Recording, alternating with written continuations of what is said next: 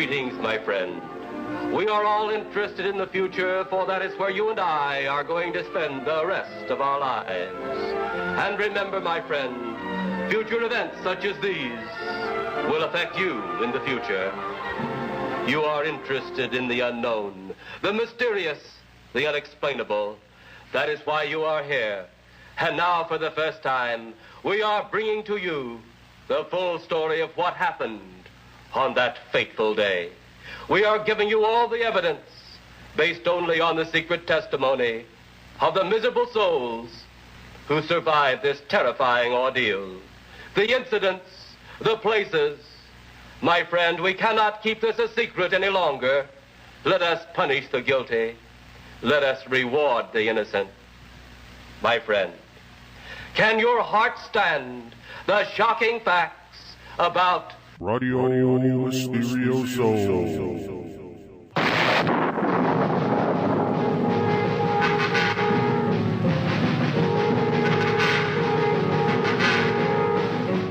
Hey, it's Radio Mysterioso here again for the 6th of July 2013, and as promised, our guest is Gabe Valdez, who is the middle son of Gabe Valdez, who I've talked about on this show quite a bit. I'll just read the cover blurb off the back of his new book here called Dulce Base, subtitled "The Truth and Evidence from the Case Files of Gabe Valdez." Middle son of Gabe Valdez, he followed a career in law enforcement like his father and has been involved in the mystery all his life as he accompanied Gabe on many of his investigations while he was growing up. And today we're going to talk about his book, about the alleged or real or imaginary thing called the Dulce Base, and many other things. Greg, can you hear me? That's a lot better. Yeah. Well, Greg, thanks so much for coming on. So it's as you said when I called you up here, it's Greg and Greg. It might be sort of confusing, but probably not. You can call me Valdez if that makes it easier, but thank you for having me. I appreciate it. Sure. Have you been on a show yet talking about your book, which just came out, I think, or will very soon? We were in Roswell this weekend selling some pre-release copies, and I did an interview down there in Roswell for a book blog that's down in southern New Mexico. So this is actually the second interview. Oh, okay. It wasn't Jerry Pippin. I guess it was kind of a local thing. No, it wasn't Jerry Pippin. I guess you've heard his show. Yes, a few times. Oh, okay. Well, the people that are listening probably know what we're talking about when we talk about the Dulce Base, or Dulce, if you want to pronounce it properly. But why don't you give a short description, since you're the guest here, and then we'll talk about your father and what he found out about it, and what you found out by going through his records and accompanying him quite a bit. Well, the Dulce Base originated, and I know you're aware of the story, back in the 80s to mid-80s, and it was actually started by Paul Bennewitz. My dad got involved because of his job as a state police officer stationed in Dulce. There were some cat emulations going on at the time, and Paul Bennewitz became involved because of some UFO sightings that he was seeing over at Kirtland Air Force Base. So the story of the Dulce Base has evolved over the years. Some of the information's good. It's out on the internet or in books, and some of it's bad. So the purpose of the book was to kind of set the record straight and get people back on track, because it's actually a very interesting story, but it's filled with so many different layers and different versions. It's hard to know what really happened, and hopefully the book will get people back in line so they can see what really happened in Dulce. Yeah, well, what I was struck with by reading the book was how many times you said, look, there's a lot of junk out there. From my point of view, a lot of it doesn't make sense, and a lot of it is actually, from your point of view, Greg, a lot of it is outright false, and sometimes lies for a reason, which we'll get into. But there's a lot of, want to believe and will to believe, and a lot of this was started. And my idea, I think you seem to support it in your book, is that a lot of it was started as a disinformation campaign by the Air Force, the CIA, and probably the NSA. Is that what you and your father found out?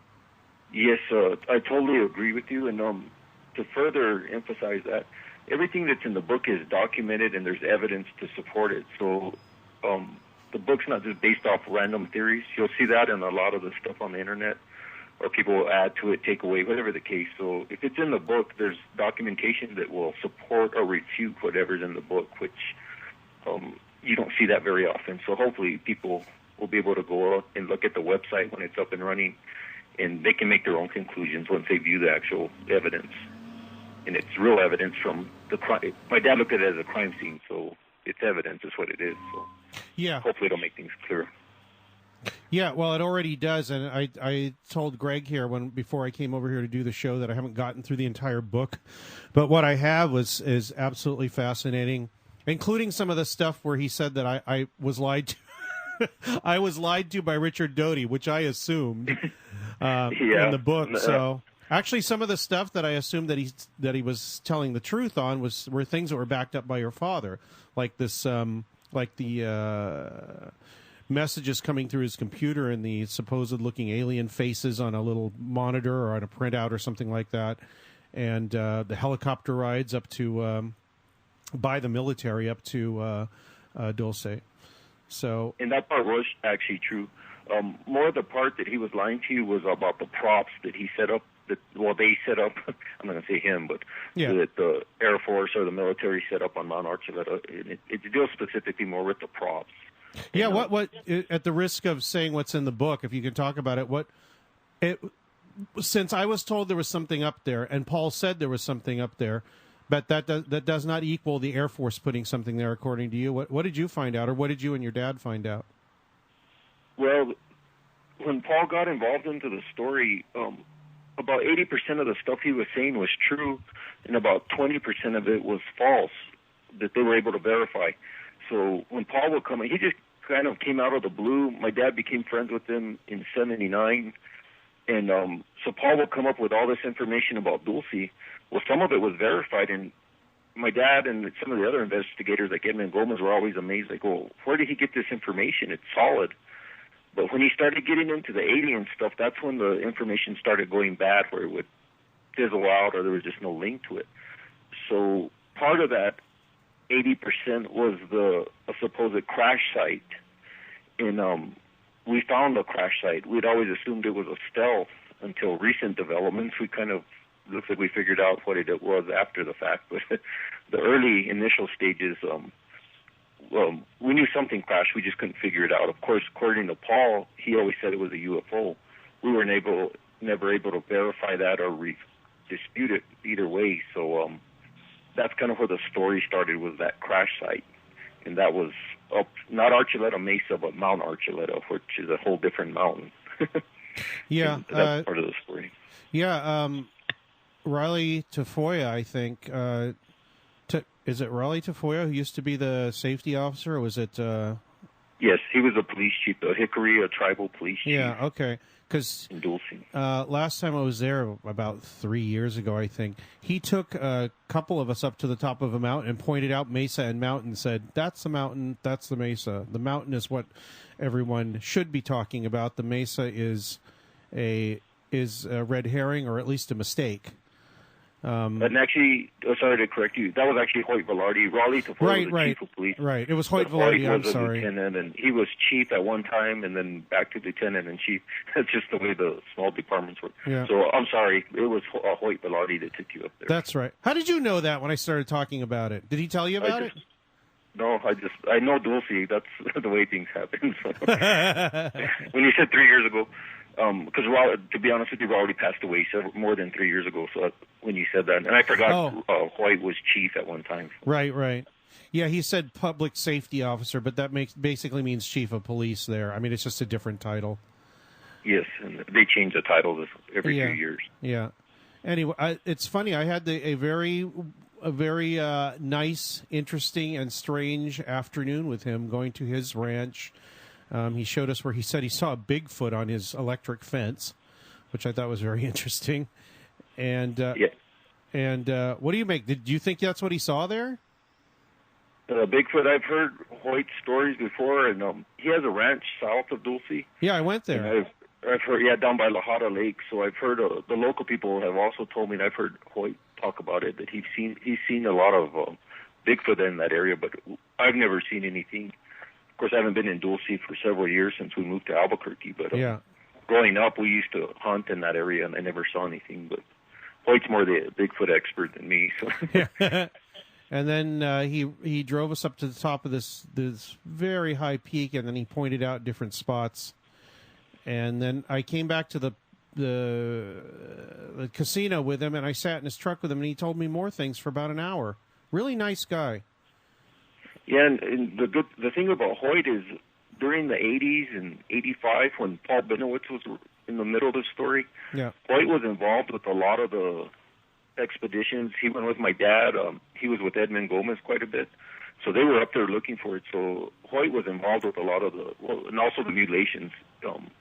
Going around in Dulce, because he worked for the tribal police for years and years. Yeah. So he's pretty familiar with the story. He's kind of lived it firsthand also. Yeah. Well, maybe we should background people a little bit more that don't quite know. There's a wide variety of people listen to the show. Some people that know quite a bit about what we're talking about, maybe some that not so much, but are pretty right on, or pretty up to speed. But maybe a little bit more about, how your father and then you got involved with what was going on around Dulce and the Jicarilla reservation there, and the whole scene there in the mid to late 70s when all this started. And what really happens is in 1976, it started with the mutilation. They found one of the mutilated cows on the Gomez Ranch. What was unique about that first mutilation is they found evidence of an aircraft with these tripod marks that landed. So the rancher, Manuel Gomez, goes into town to report the animal because it was unique. This guy's been ranching all his life. It's not like he knew it wasn't predators and some of the other stories that have come out because of what was missing on the cattle. So what was interesting is when they went out the next day to investigate it, there were more tripod marks on top of Manuel's tire tracks from the previous day. Huh. So right off the bat, there was this weird aircraft. They found an oily substance on the ground, and it looked like whatever this aircraft was, when it landed, it almost tipped over on a stump. So they've been seeing these UFOs or weird lights or whatever you want to call them. So that's how my dad got involved, was investigating the mutilations. They had a lot of them in Dulce. So he gave a speech in the spring of 1979 about the cattle mutilations. And Paul Bennewitz was there, and he just happened to be attending this meeting that Senator Harrison Schmidt, who was an Apollo astronaut, he was a New Mexico senator at the time, he gave this speech, and Paul met him at that conference. So my dad had been seeing these lights, these weird UFOs for the past almost 3 years. A lot of the local people had been seeing them all the time, and they were having a ton of mutilations. So Paul comes and tells him, hey, I might know what these UFOs are. I've been filming them over at Kirtland Air Force Base. So that's what started the whole relationship with Paul Bennewitz, because my dad was always skeptical about the alien part of it, but when Paul told him Kirtland Air Force Base, they were already leaning towards military, government, corporation type involvement in the mutilations. Yeah. And that's what piqued his interest, and that's how Paul got involved with my dad, and they just hit it off, and they became friends. So Paul ends up going to Dulce in 1979, and my dad takes him around, and those lights were so common in the time. On almost any given night, you could go out at 10:30, 10 at night, and you'd see the lights all over town flying everywhere. So it was pretty easy to see, and that night Paul saw quite a few of the UFOs flying around Dulce. So that's where they really got involved in this, and that's kind of where it starts with the Air Force in 1980, in January 1980, and then it evolved from there. And it's a pretty long story, but we have plenty of time, so whatever you want to know, we'll sort it out. What the thing is, and I noticed this in the book, and I really like this. You say UFO or aircraft, but you never really say, because if you say UFO and you keep hammering on that, people automatically think aliens from other planets coming here in craft. And I don't think you want to push that in the book. In fact, you're trying to kind of get away from it. Yeah, well, see, me and my dad both come from law enforcement background, so I don't know if you've had an attorney ever pick you apart when you're presenting a case, but we look at it from a law enforcement standpoint. How do you prove this? It's not what you know, it's what you can prove. So when you see a lot of the alien UFO stuff, my dad always looked at it, okay, we have a weird light, but just because it's weird doesn't mean it's an alien aircraft. Let's rule out the first possibility, military, human controlled. And if you the stuff that he ever always recovered as far as evidence never got past that. It always tied back into the military or a human intelligence, and it never got past to the alien part of it. So investigations is nothing but process of elimination. And if you can't eliminate the human part, then you got to keep following that trail until you figure out what's going on. And it always has gone down either military or government, and it's never gone to the alien part. Even though they looked at it, they looked at everything you can think of. It just never went that direction. Okay, yeah, we'll get to some of the more exotic things as we go on, but one of the first stories in the book, which I thought was fascinating, and as I talked to you on the phone before we started here, I mentioned a couple of stories I'd already read in there where I talked to your father for the book. And I must say, when I first came out and met your father, Gabe, I was given his name by, of all people, Bill Moore. And Bill Moore, I guess, was good friends with me. He spoke very highly of him. Yeah, they work together a lot. After a while, all these investigators all know each other. It's a small group. Yeah. Good or bad, whatever your view of them is. Yeah. But they're all intertwined, and they all worked together back in the 70s and 80s. Yeah. He, just on Bill's word, Gabe just opened up immediately and started talking to me and telling me basically what, he was answering all my questions and kind of going overboard and showing me some of his files and letting me copy some of them. So it was, I was kind of amazed that he was so open with me, and it really helped a lot. Writing the book. And, my dad, that was one of his good qualities, and that was one of his personality traits. He was just friendly with everyone, and I think that's what was important now that he passed away. I think that's why he was able to figure it out, because everyone that's a major player in this story or some of the other stories, he was involved with them because he was able to get along with a lot of people. So it's kind of a testament to him. Yeah. In his personality. Yeah. So what got him involved was just basically one of the ranchers, Manuel Gomez, calling him up and saying, "Hey, there's this weird thing going on here," and he came out and saw a cow that obviously wasn't killed in any way that anybody had seen before or was used to. And then there's the other factor of these things flying around Dulce, and the reason I said that. The other thing I wanted to say about your dad is he told me a lot of stuff that had happened when he was doing investigations, but not all of it. And the first example I found of that made my jaw drop and go, "Oh, wow, okay," was he told me the story about cornering one of these lights he said it was in a field, or at least a clearing. By gas buggy. Yeah. He didn't say where it was. Yeah, out by the gas buggy site, which we'll also talk about because I found that fascinating in the book. I knew about it, but I didn't know the whole history and all the testing that had gone on. I just knew about the one or two tests. These are atomic tests, which we'll talk about. But he had cornered one of these lights, or him and a couple other law enforcement people. The thing I found interesting is that they were on the radio talking and trying to tell each other where the light was, and it would always get away from them. And in the book, you said that he said everybody should speak just in Apache on the radio now. And at that point, the light, whoever was listening to them, if that's what was going on, they were able to corner the light because whoever was listening to the police band couldn't understand what they were saying.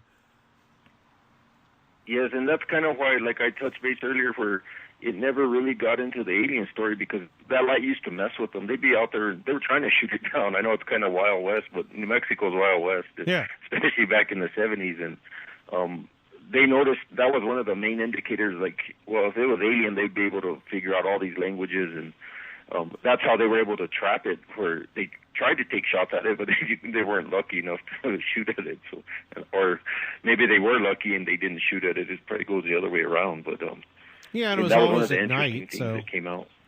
It was always at night, and the things are pretty small to it. And from what you say about... apart from what your dad told me, which I thought was interesting, and you put in the book that they heard this noise like a lawnmower motor, which is not aliens from other planets if it's a little two-stroke gasoline motor. It's probably something else. But yeah, and it was very faint. Only one of the officers heard it. The officer when the aircraft flew over the one officer and he couldn't see it. He's the one that heard it, and he said it made a small noise like a lawnmower engine.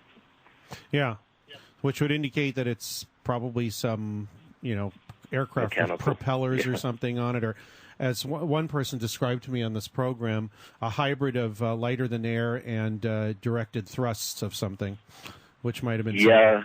And that's actually in the later part of the story because it's 40 years of the story, and that gets into the 90s.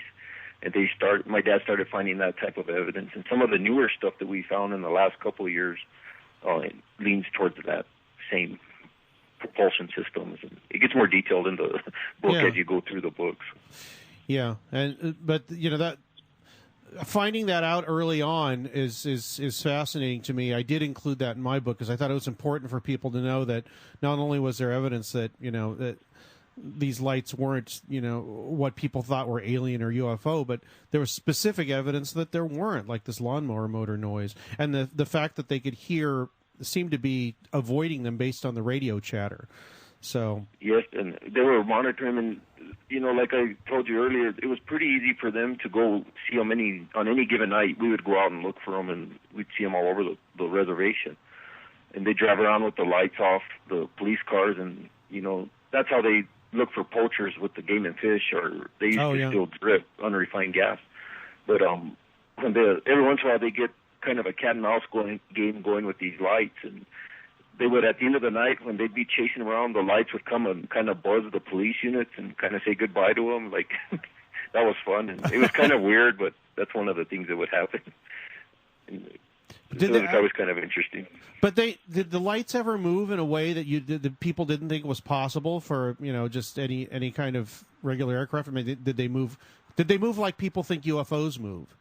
Yes, exactly. That's why they were calling them UFOs at the beginning, because it was definitely unconventional aircraft. They up, down, sideways. Well, your stereotypical story of a UFO. But doing it so quickly that something like with a propeller or anything that couldn't really go that fast or change direction that quickly. No, and it wasn't helicopters. And mentioning helicopters, to complicate it, there was a lot of helicopter sightings in the area around Dulce also around this time period.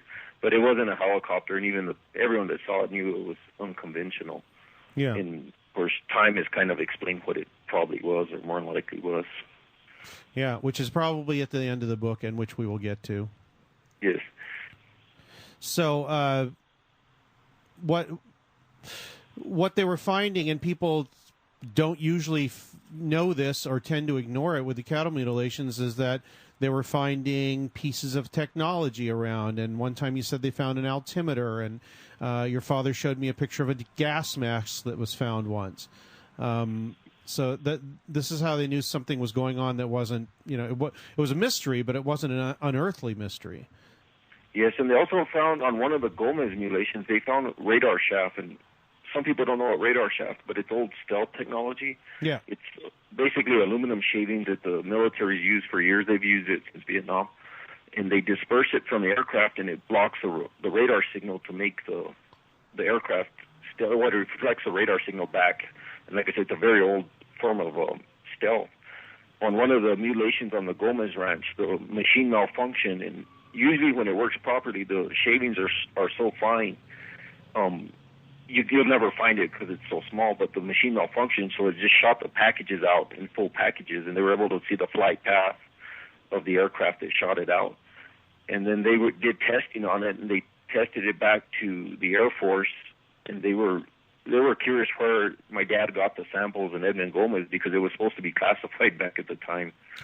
And to top it off, the frequency that it was tied to was out of Longmont, Colorado, which is the air monitoring station for Dulce. Because Dulce is so close to Colorado, it's actually closer to Colorado than Albuquerque. Yeah, so, much closer.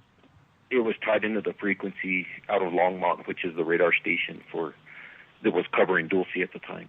You mean the type of chaff that was found was designed to block the radar frequency being used in Longmont?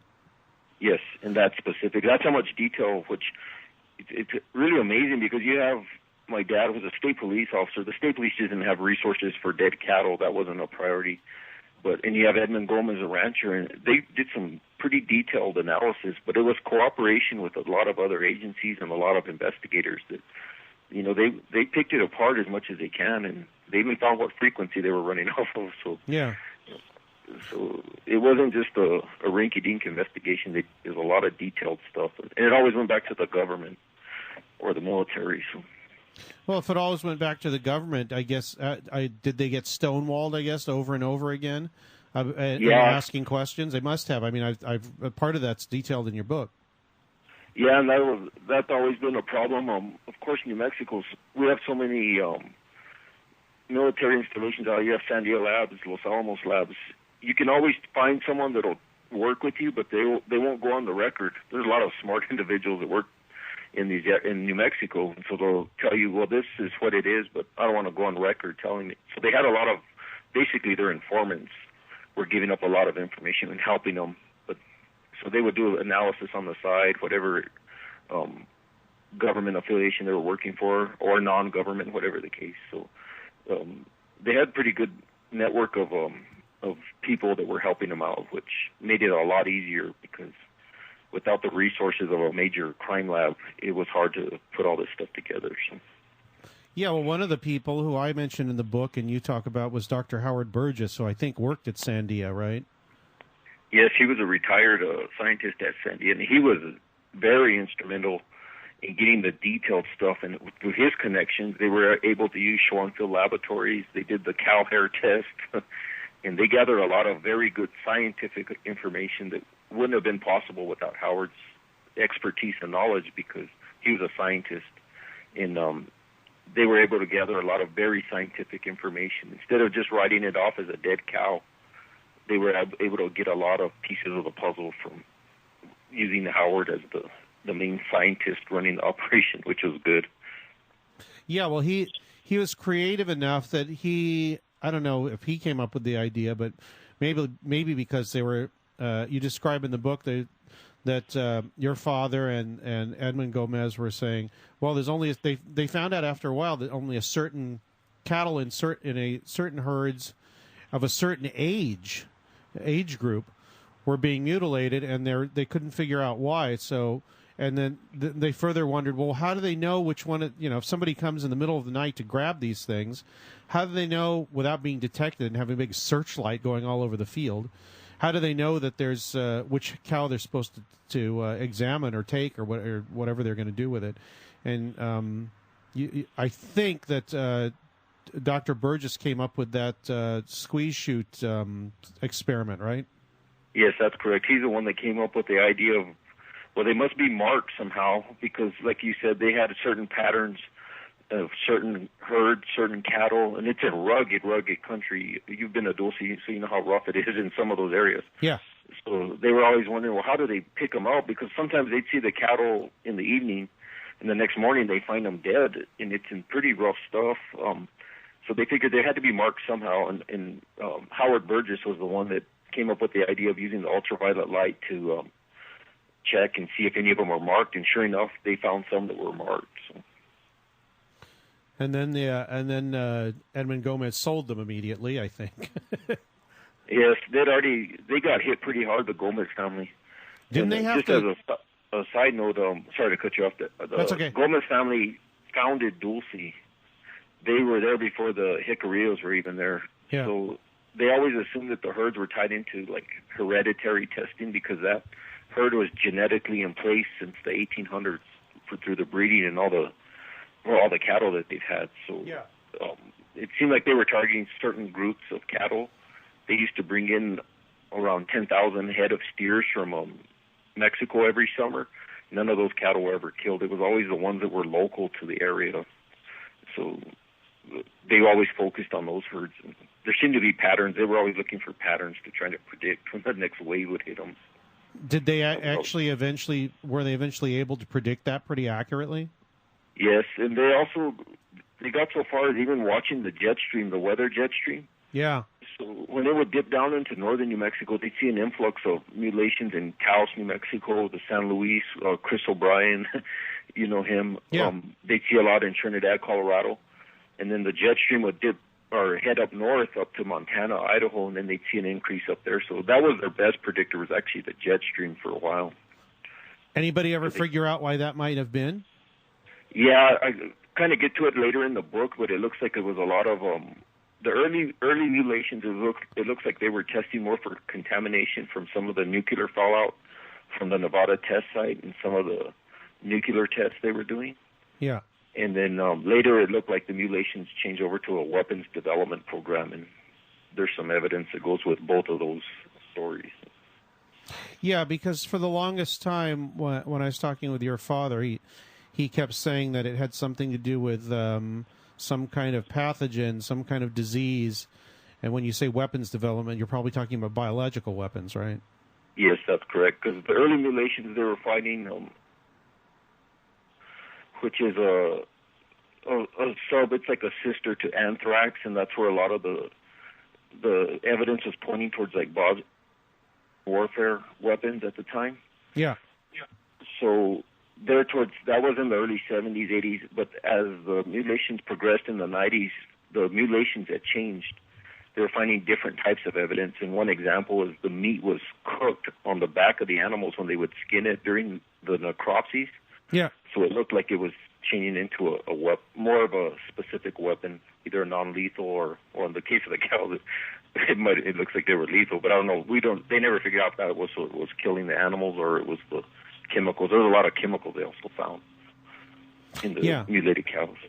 Yeah, and then that brings up the next question, which you do answer in the book. But why do these, whoever it is, need to sneak around at night and possibly get shot down, and caught just to take a few cattle and test them when they could have just basically gone around the country and said, we want to buy one of your cattle or keep our own herd or whatever?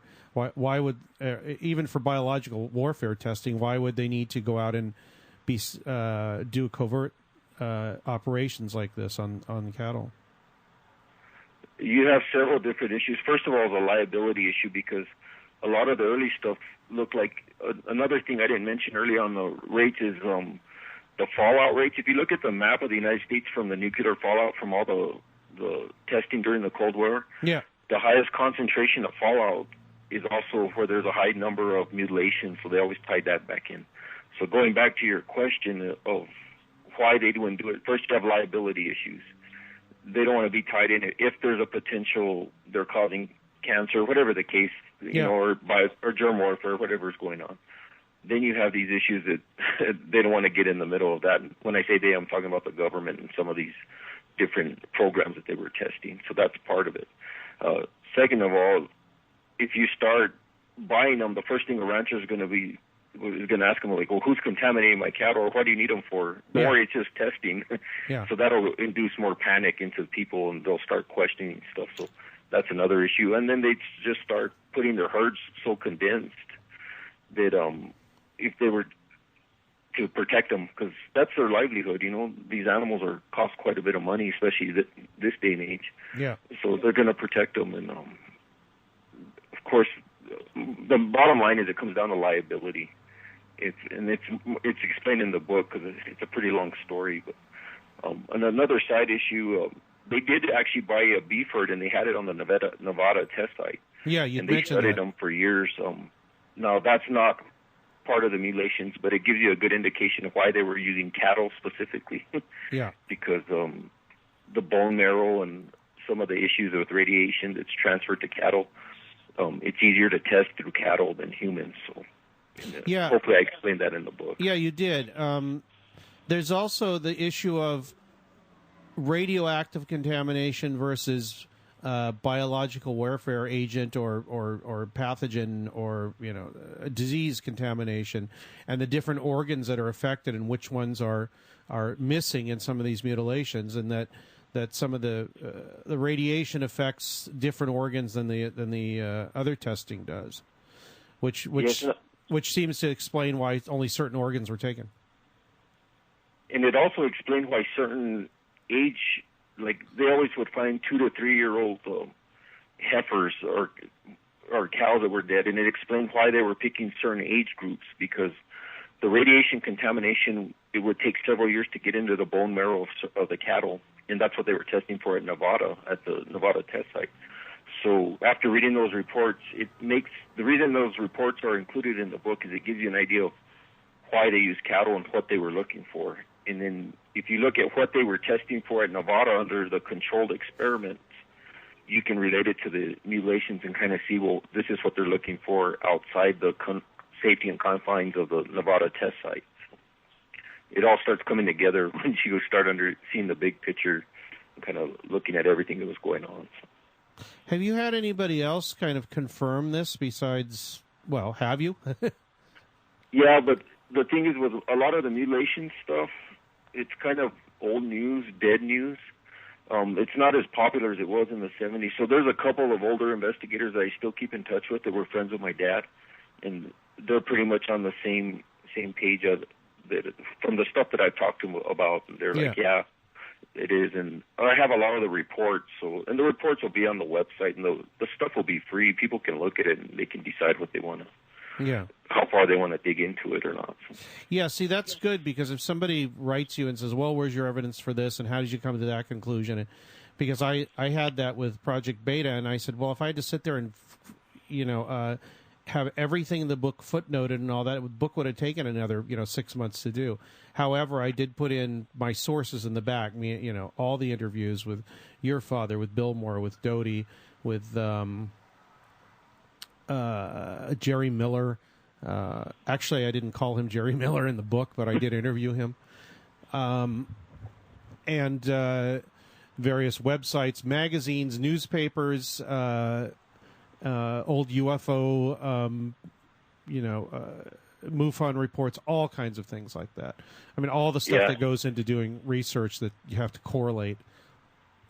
In this story, first of all, it's such an old story that's been ongoing. It's 40, 50 years of history. It's really history. That's what it comes down to. And, there's a book that I could write off of, The Mutilations, if I was interested in writing books, which I'm not really in the book business. But Chris is writing. Of course, I'm an author, but I am now, I guess. I don't have a choice. But there's so much information that for almost every book or every chapter in the book, you could write another separate book if you just go down that one path. And that's what the website's for, because I have a garage full of stuff, and it's just files. And until you access and look at those files, a lot of this stuff won't make sense. But at least people will be able to look at it and say, hey, now I understand what was going on back then. And a lot of it is just people forget about it because it was in the 70s. Younger people, you talk to them about cattle mutilations, a lot of them don't even know what you're talking about. So, yeah, and that's just one small part of the Dulce story. That's just the beginning part. Yeah, so, I mean, the book is called Dulce Base. Yeah, it's called Dulce Base. So a lot of the narrative in the book deals with that facet of what was going on there. So what about the Dulce Base? Most people, what they know about it is what they've read on the internet, what they've read in certain kind of wild books that don't really support themselves too well but tell a good story. And the root of it all was Paul Bennewitz, I think, originally coming out and saying there was a base there and pushing that story in probably and most likely and almost certainly at the direction of people that were pointing his nose there. Yes. And trying to convince him that there was indeed something there and it had to do with aliens. Actually, when you talk about it in the book, you said that a lot of this disinformation directed at Paul actually sort of backfired with the Air Force, and they had to kind of backtrack and not really backtrack, but lie even more to cover up their tracks about talking to Paul, who started writing letters to senators and congressmen and the president and other researchers, etc. Yes, because actually no one would have ever known the Dulce Base.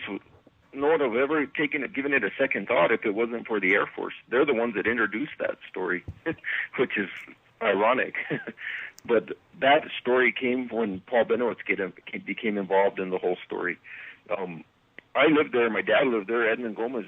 And that's what was interesting when Paul came along, is he's the one that brought that whole story of, well, the Dulce Base, and a lot of it was being supported with evidence. So we found out later what they kind of messed up, because they actually were showing him a lot of actual classified information, and they were adding the alien portion to kind of discredit him. But I think they underestimated him because he's very determined. And I knew Paul because I used to go with him. He was always at our house, or we'd be at his house.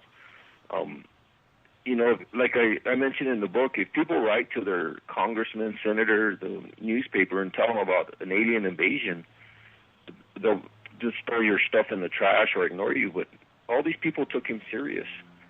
And in the book, it's mentioned we found the wiretaps in my dad's house. The ranch up there, the Gomez family, they had the wiretaps. Of course, this was back in the days of rotary phones. So, they do it differently nowadays. So. And that's where a lot of the evidence points that the Air Force messed up by giving them too much information, because now they had a problem because it's a leak. Yeah. They leaked out their own classified projects. And it wasn't just Dulce, so some other aircraft technology, which the book puts together. You know, there's a lot of pieces to this puzzle, and that's where a lot of this, the Dulce base actually was started by the Air Force. And parts of it are true, parts of it are false.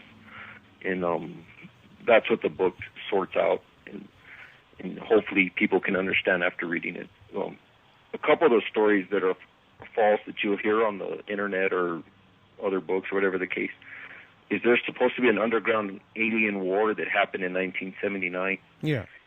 And a lot of people will base their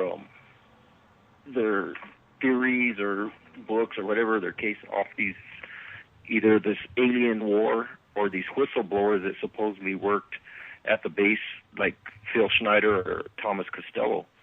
But the book, I go into detail and hopefully point out how the story of Phil Schneider is fake, well, for the most part, or not relevant to Dulce, and the same with Thomas Costello. Because once you get back and you view it from the big picture perspective, it all starts to make sense.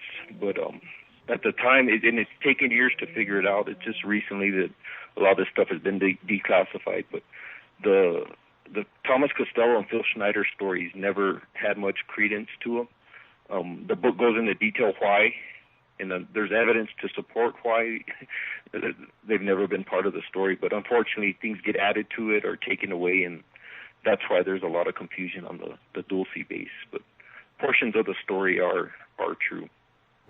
Well, what portions of the story are true? Because in the beginning of the book, you describe going out to out in the wilderness outside of, well, most of it's wilderness, but in the wilderness outside of town to watch some of these lights and what they were doing. In a couple instances, you observed them kind of disappear into a place where Paul Bennewitz said there was an entrance to the underground base. It looked like they flew into the side of the hill. Yeah, and that was one part of that 80%. He would come up and tell you, look, this is where their aircraft entrance is to the base. And at first, everyone was skeptical. My dad, Edmund, everyone, they're like, yeah, right, there's nothing up there. But when we were doing expeditions up to Mount Archuleta, they would fly into the side of the mountain. And it's not like just a random part of the mountain. It was right where he pointed.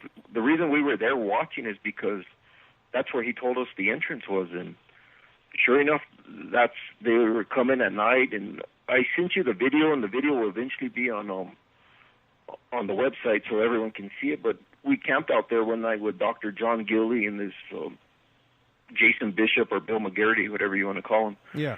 And those lights popped up right where he said the entrance to the base was. And like, you couldn't script that part of it. So that's where that 80%, a lot of the stuff that he was saying was right. And then he would get on to like the alien stuff, and that just never panned out. It always died off when he started looking into that. So. Well, did you go up and look at that spot to see what was going on, where those things supposedly were going into the mountain, quote unquote?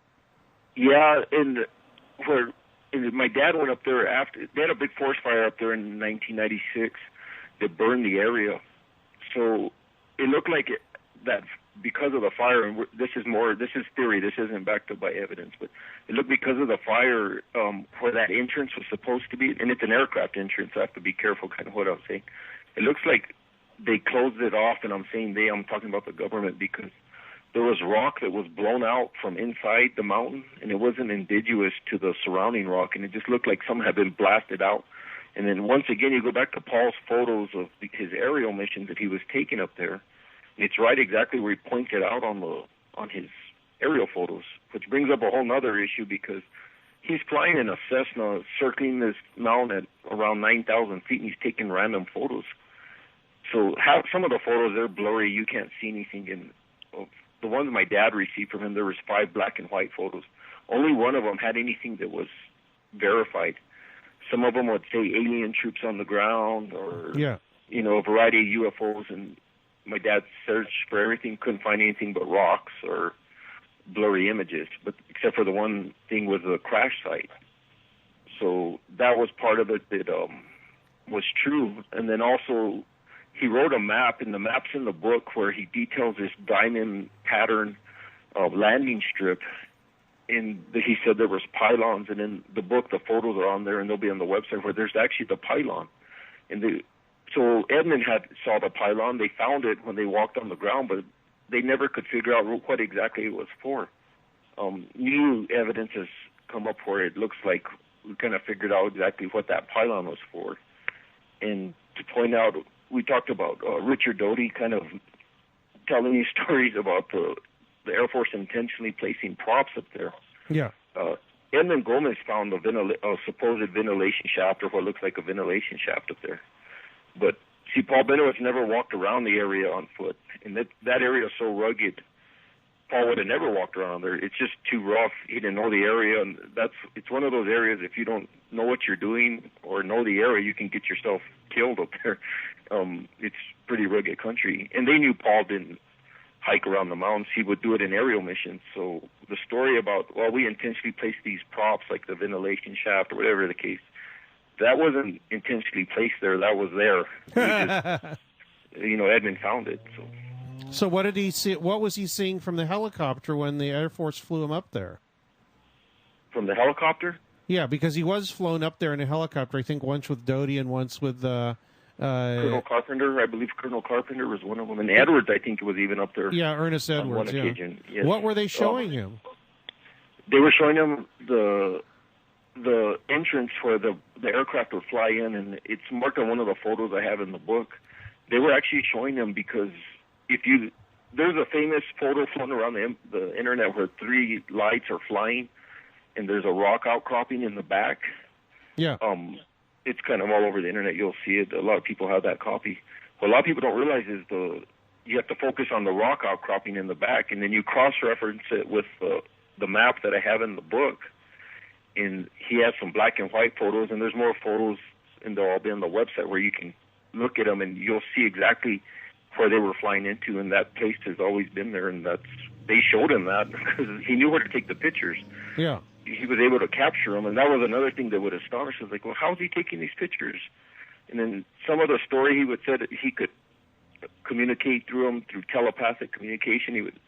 So then he would start saying stuff like that, and so you're like, do you believe him? Well, he has a photo, so, this stuff's weird to begin with when you get into it. So you don't rule it out, but you don't necessarily discount it, but you don't necessarily believe it right away. You have to verify it, and that's the hard part because some of it's backed up and some of it just goes in a whole different direction. But the one thing he was solid is he seemed to have found the entrance, and we kind of think that he was shown that entrance specifically, so because he knew when to take the photos and he knew how to capture it on film.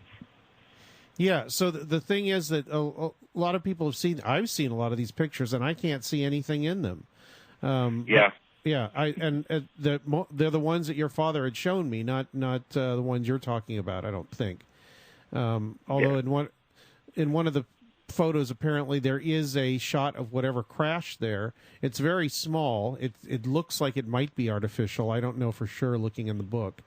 But your father also described to me, and you have too, actually, and you describe in the book, actually hiking up there or going up there after it had been cleared off, because something definitely crashed there. And the funny thing is that I think Paul just accidentally discovered that when he was flying around up there in his plane. He wasn't told to go look.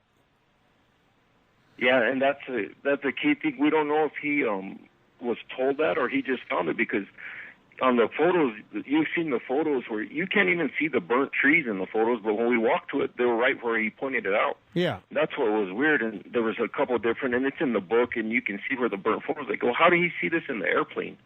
How did he even find that the crash location without either someone told him or he just got lucky, and that's hard to tell, but there's evidence that something did crash there, and we'd always assumed it was a stealth until recent developments came out. He was actually right. Whatever this Delta ship is, and some of this stuff has been declassified by NASA. And I don't think I sent it to you yet. I need to email it to you. It's a 500-page document, and guess what's in that document? It's a Delta ship. Huh. And of course, you got to keep in mind the time frame. The stealth was still relatively classified. Yeah. Back in the 80s, 85, when all this was happening. So right. We were told by one of the guys on the expedition that worked out of Los Alamos that it was a stealth that had crashed around that time frame. So for lack of a better evidence, we always kind of just took that story like, well, that makes sense.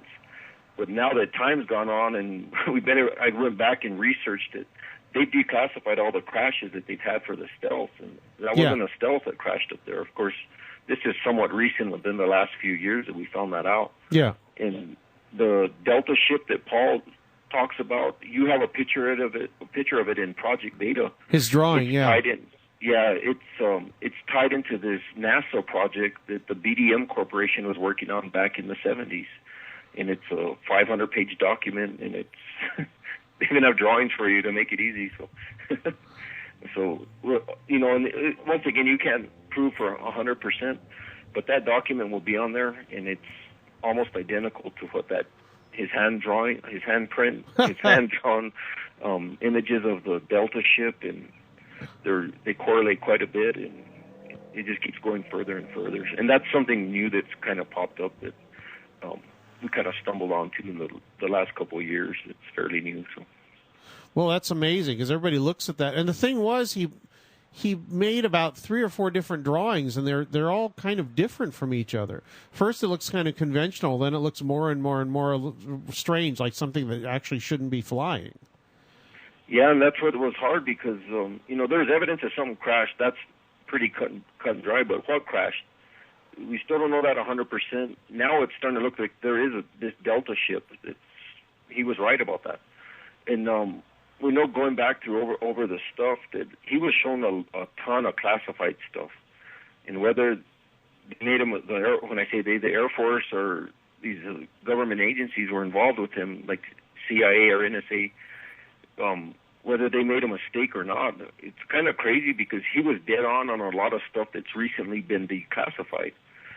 So it looks like they showed him a lot of stuff that they probably shouldn't have showed him, or they did it. He was a smart guy, one of the smartest people I've ever run across. Yeah. And so they had to give him partial truths to get him steered in the right direction, and then they would kind of add the alien stuff to get him to discredit him. And you know the story just as well as me, but so I think the way to trick him is they had to give him a lot of classified stuff, and they did give him quite a bit from what's being released slowly. It was like he had a lot of stuff that's now it's accurate, except for the alien part. If you just remove, with Paul's stuff, if you remove alien, he was pretty much 100% accurate on everything he was telling my dad and these other guys, And, so that's the easiest way to understand it is just remove the alien part, and he's pretty much spot on everything else. And you can reference it. If you go and if he says something about, a radiation or nuclear-powered atomic aircraft, if you research it, you'll actually find where it supports a lot of what he's talking about. You'll find documentation, plenty of it now of course, now it's declassified. I wish we would have had it back in the 70s and 80s. Yeah, well, it was, that wasn't the case. It was highly classified at that point. I mean, to the point where probably only a few people knew about it. So it was kind of strange that they would be letting him in on this stuff. Probably because they're I guess because they knew he was very impressionable and was very into the alien thing, that they could, most people would just laugh at him. But some people who, and you said that Senator Schmidt and Domenici took him seriously because of this, the part he was talking about that was real and that they knew about, and they knew that something strange was going on with it, and they wanted to know about it. They didn't care about the alien stuff. What they cared about was this real stuff he was talking about, and the worry they had that their constituents might be in some sort of danger, some sort of health danger, I guess. Yeah, because Paul was always saying that Delta ship or stealth, we thought it was a stealth, was nuclear powered. So there was a fear of radioactive contamination in Dulce, and that's what he was writing to all these senators. Yeah. And a little side known fact that's in the book is, see, my dad was friends with Senator Domenici through a mutual friend. He used to know Bobby Unser, the race car driver, because we used to run his ranch up in Chama. Yeah. Well, Bobby's the one that got my dad in touch with Senator Domenici, and they pushed it through the back door. That's New Mexico. That's how things work. Well, I think it still works like that everywhere. But see, when Harrison Schmidt went down to Kirtland, they pretty much told him to go away, and they wouldn't let him on base, and they stonewalled him. But when Domenici came in, because my dad was talking to him as like, hey, this has nothing to do with aliens, but there's a potential for contamination. Domenici was more receptive to that, and he goes, well, let's look at it, but he kept it very low profile. Yeah. And the way he got information was using the Sandia investigators, not the Air Force investigators, and that's Don Stone and Sam Ortega. And there's always been a little bit of mystery of why they got involved. Well, it's because of Domenici. He was pushing it from the backdoor angle is what it was to get more information. Well, that, and you also point out there were people hanging around sort of giving you help, quote unquote. Some of them were helping, but some of them were, kind of steering you in a certain direction, vacuuming up information and seeing what people knew under the guise of helping you. Yes, that's correct. And so there was a lot of little things going on, and and when you add it all up, now it makes a lot more sense. But those are some busy years back then. Yeah. With everything going on. It's a really convoluted story, and it's got a lot of parts to it. And I wish I'd kind of realized when I was writing the book that, because I assumed a lot of the stuff that Paul was onto was kind of a bastardization of what was really going on. I mean, that's what I tried to push in the book. There were secret projects going on. He had stumbled onto them, and they were kind of trying to hold him off by encouraging his alien interest, and also, conversely, finding out who was talking to him, who was trying to find out what he was finding out. Because if they weren't, American UFO investigators or, somebody who hadn't been around for a long time, they could have some kind of interest in them. Like a name would come up, and they'd be writing to Paul and said, "Oh, please tell me more about this," and they could find out who that person was and find out who was interested in what. It was kind of like he was held out there as bait, I think, a little bit. Yeah, and some of the stuff that was flown around, and you forget some of it after a while because there's so much information. But at Kirtland, they were, I guess, they had some Yugoslavians that were really trying to infiltrate some of the security systems back during that time period. Really? During the Cold War. So I think the Air Force, the intelligence agencies were worried about that. I think they were worried about Paul giving that information to them because they were operating in this area, which was kind of no one's really brought it up. It was kind of a low key because it probably doesn't really matter in the story, but that might explain partially why they went full court press, so to speak, on Paul with just harassing him. And you've documented it well in your book on some of the stuff that they did to him. But and of course, this was back in the Cold War. It's hard to, when you talk like this day and age, I always try to remember or remind people, this was during the Cold War, this was during the 80s. There was still a lot of tensions, because it's different now than what was going on back in those earlier days of the 1980s and the late 70s. So. Yeah, well, there was one main, very specific and verifiable enemy, and that's where a lot of the affiliated states, Iron Curtain countries, and they're very easily dealt. I don't know about easily dealt with, but easily identified. Now it's not so easy, and actually hanging around Bill Moore and to some extent Paul Bennewitz were a couple of Chinese agents as well. Yeah.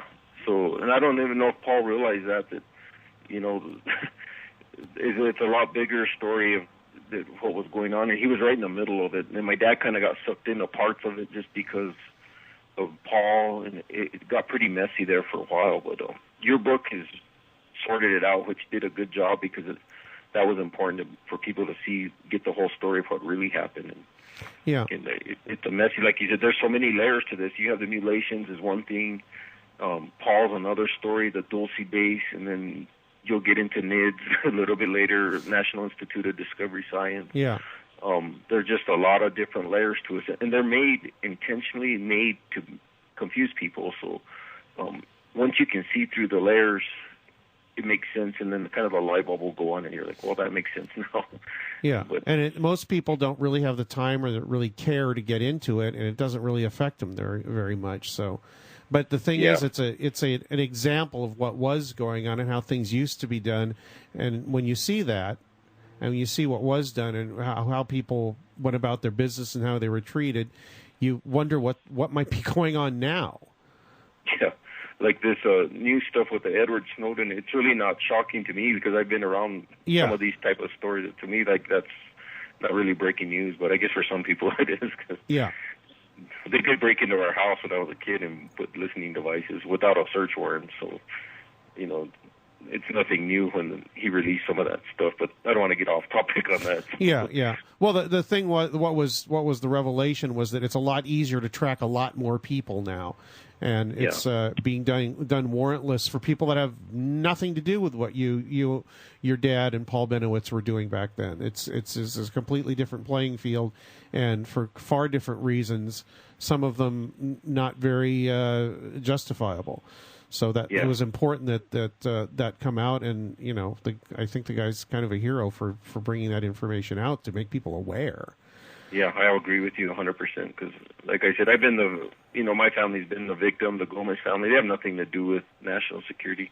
There's no reason for them to collect private information, or they're illegal wiretaps is what they come down to. So, and it's the same stuff with the new Snowden information that's been out. I agree with you 100% on that. Yeah. Sorry to get you sidetracked. That's kind of a thing. No, this whole show is about sidetracking. If you listen to any of them, I mean, people. Eventually, sometimes I end up talking about baseball with people, so it doesn't really matter. I try to stay on topic. So, what was, what kind of stuff were they testing? What from what you found out, without revealing too much? I mean, there's so much in the book that we're not talking about already. Because one, we don't have the time, and two, it'd be interesting. People, they should get the book and find all this stuff out. Just too much to talk about. But there's so much going on. So I'll try to keep it timeline just to make it easier. So we're kind of back at the crash site of the Delta ship and the stealth and all that stuff. Yeah, what was this? What was this Delta ship thing? The expedition where we found all the crash site, and when Edmund Gomez was up there, we took the video that I sent you. What had happened is there was a scientist from France, Dr. John Gilly, was part of that expedition. So we go up there and find all this stuff. But what's odd is this guy that showed up, he goes under the name Jason Bishop. Yeah. There's like 3 different Jason Bishops. So his real name's Bill McGarity, or Thomas McGarity is what his name is. But he used to work at Los Alamos Labs. But he's one of those weird things. He popped up at the right place at the right time. You know my dad, he never said no to anyone. So people came to Dulce, he's like, come on, let's go get in the car. I'll show you the UFO. So, he would take everything with a grain of salt, but he never said no to anyone. And he's had good people go up there. He talked to good people, bad people, whatever the case. Just, he never said no. So this McGarity comes up, and while we were up there, and this is the whole key to the Dulce base story and how it goes. While we were up there, we were just taking random photos of the area when we were leaving. When we get back to town, we developed the pictures from the expedition. We camped out there for a night. And when we get back to town, when we develop the film, there's some weird aircraft in the photo. Yeah.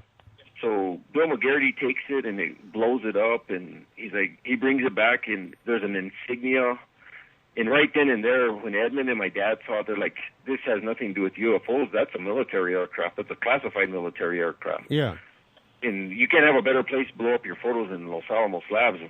That's a cream of the crop. So, of course, then it starts this whole story. Well, I can't give you the copies. And a lot of this used to go on back in the 70s and 80s. They didn't have digital cameras back then. Yeah. So, but they right then and there, they're like, this is what Dulce Base is. It's a military, classified military testing site. It's almost like Area 51. In the book, I call it Area 52 because I don't have a better explanation for it. Yeah. And that's where the story kind of came apart. And then you start looking at some of the history of like the Air Force, their testing programs. It ties back to it. Some of the stuff that Doty came out, the Weitzel letter, kind of ties back into that. And all the evidence is going to be there on the website and in the book. So, but what was key to that is when this Bill McGarity came up there, he never disclosed that he was a classified. He had all these different classifications with NSA, CIA, and these intel agencies. He just said I'm just interested in UFOs and science, and I just want to see what's going on. Of course, it's always hindsight 50-50. It's revealed later, like it was probably he was either monitoring John Gilley because he worked for the French government, and that, of course, this hasn't been proved, so I don't want people quoting me. I try to be very careful of what I can prove and what's a theory, and this is a theory. There's speculation that he was probably monitoring Dr. Gilley because he was associated with the French government, or he knew we were getting close because of the crash site, and that kind of supports more the theory that they gave Paul the story of the crash site because they knew we were going up there, and well, they were bugging our phones, so that wasn't too complicated. We didn't find out until later. But, yeah. It's always the right place at the right time, and this was one of those where it looks like that story was more of a damage control. And out of that photo came the stories of the stealth and all this other stuff, but it's not a stealth because the photos of it, I saw the blow-ups. My dad saw them. It's a different aircraft than the stealth. So yeah. It's pretty much cut and dry. Well, we're on the classified military projects, and that's why my dad was always somewhat hesitant to release it because, it's nice to be a free American. But there's a line at, how much do you want to divulge or how much do you want to keep secret our technology? So there's always that fine line of what should be kept secret, what should be released, and technology is so old now that I'm afraid of what probably replaced it since then. But the bottom line is that aircraft was invisible and it's silent, and it was developed in Dulce. That's kind of the gist of it. What you're saying about it's funny because the first thing you said about being a free American, I was thinking, oh well, I guess that means he could have been threatened. I don't think that had anything to do with it. He was. I think what he was thinking at the time was, well, this is secret. I've stumbled onto it, and I probably shouldn't reveal it because I just don't want to reveal it because the government doesn't want it revealed, and it shouldn't be. That was his attitude, right? Yeah, and it's just patriotic. My older brother's in the military. Yeah. He doesn't want to jeopardize these troops that are overseas if you disclose something secret, because back in the 80s, like I said, they've advanced this technology since then. What we figured out after that little expedition is when we were around Dulce, we just take random photos of the sky. We go back, and every once in a while you get an aircraft pop up in one of the photos. For whatever reason, the camera lens would pick up the image, but your naked eye couldn't.